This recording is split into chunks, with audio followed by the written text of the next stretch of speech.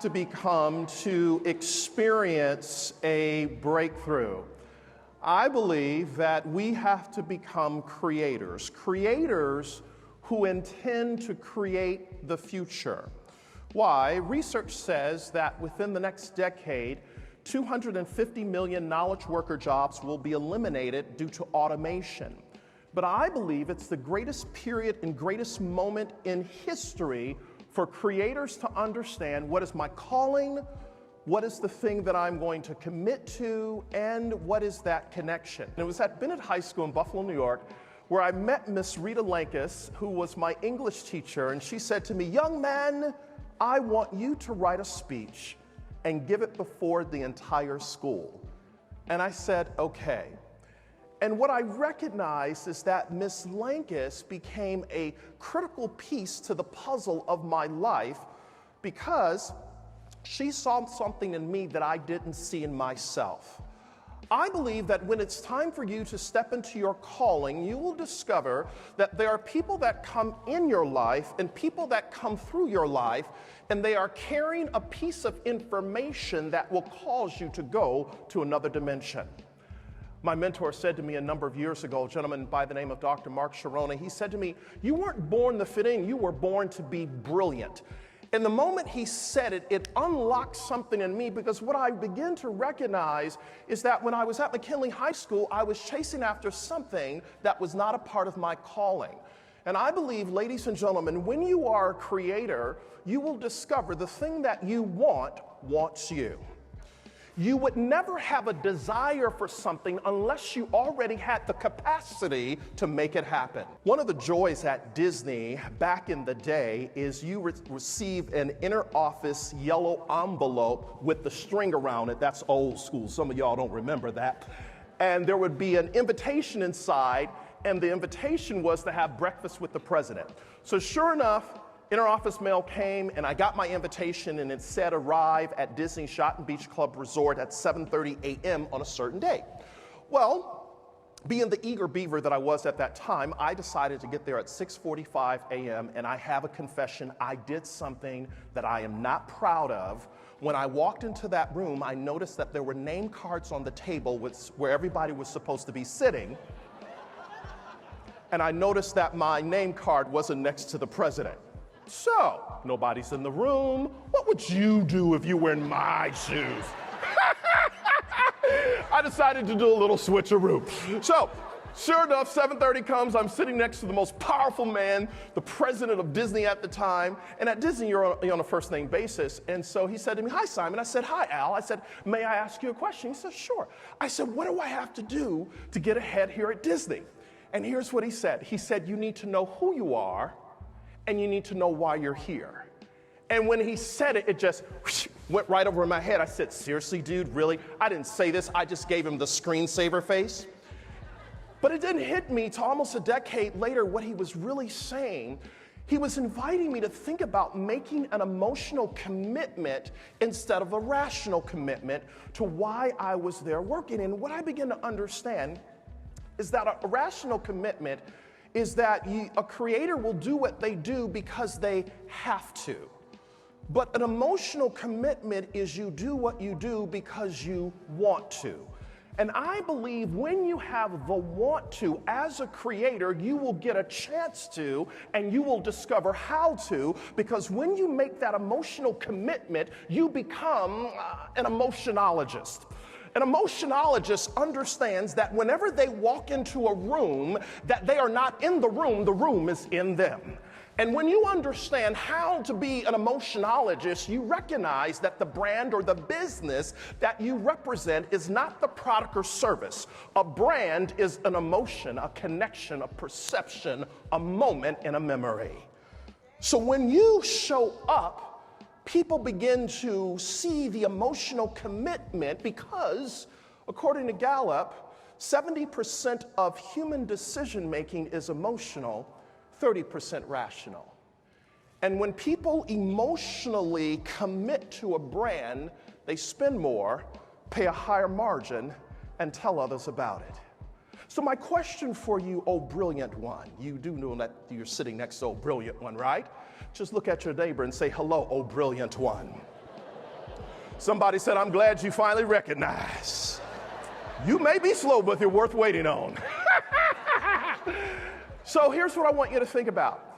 Where do we as creators need to make an emotional commitment? I want to invite you to write these numbers down. Write these numbers down. Please, ma'am, please, sir, write down 15, 7, 30, 90. 15-7-30-90. And if you play these numbers in the lottery and they hit, don't forget about your new best friend. Okay, so I believe one of the most powerful things that we can do in making that emotional commitment is to start with getting up 15 minutes early. Carving out 15 minutes a day. Now, why do I say that? There are 24 hours in a day. Average person sleeps for 8 hours, works 8 hours, so 24 minus 16 is 8. If we say that you need another 4 hours to commute, get ready for the day, spend time with loved ones, your baby or your boo, that means you're left with about 4 hours. So I believe we can find 15 minutes. But I want to invite us to think about how do we take the 15 minutes and chunk it down into 3 5-minute segments. The first 5 minutes, I want to invite us to think about how do we begin to just meditate. Just get quiet. Because sometimes in making an emotional commitment, we discover that there is a difference between being busy and being effective. So the second 5 minutes is to read or listen to something that inspires you. If you went to dictionary.com and typed in the word inspire or inspiration, one of the entries that would pop up would say to breathe life into. So you cannot give what you have not received, you cannot do what's not been done, and you cannot be who you've not become. So that second 5 minutes to read or listen to something that inspires you is to infuse you so you have something to give. Third 5 minutes, stretch and get aligned with the day. When you're operating in emotional congruence, everything that you think, everything that you say, and everything that you feel is in full alignment. When you are in full alignment, you have internal integration for external execution. But it starts with 15 minutes a day. Now, here's how the formula works. 15 minutes a day creates 7 days a week. 7 days a week creates 30 days. 30 days creates 90 days. So net takeaway, if I am to be a creator who experiences a breakthrough, live my life in quarters. Every 90 days, how did I get to this point? Well, it's because of the behaviors and habits that I've had for the last 30, 60, 90. How did I get to this point? Based on what I've done for the last 7 days. How did I get to this point? Based on what I've done 15 minutes a day.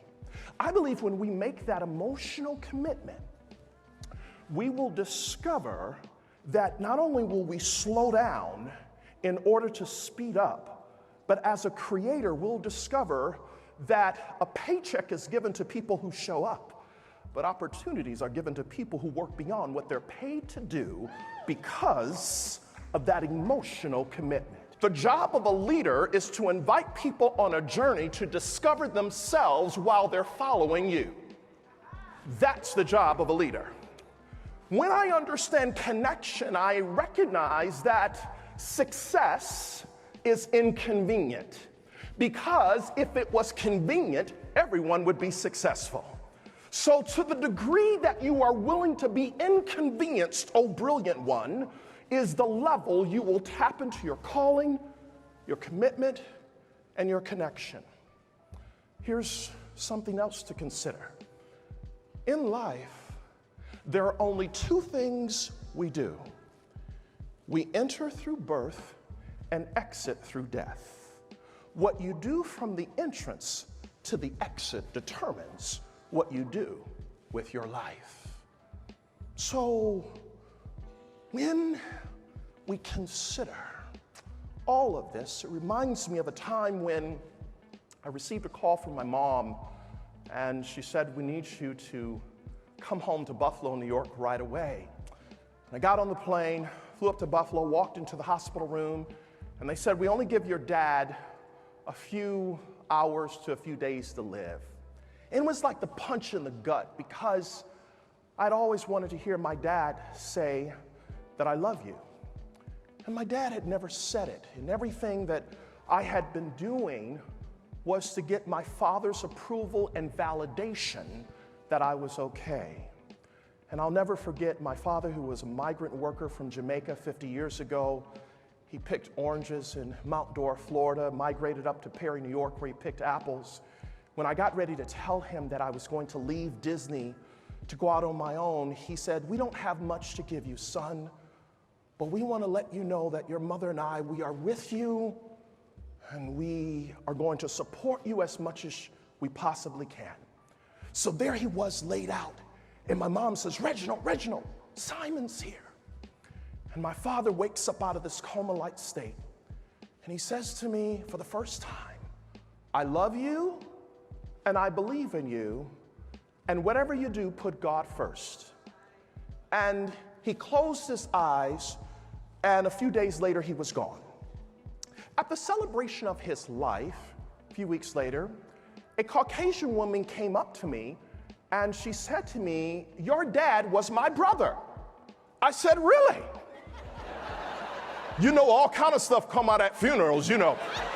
Funerals become the great reveal. Did you know? You didn't know? Let me tell you.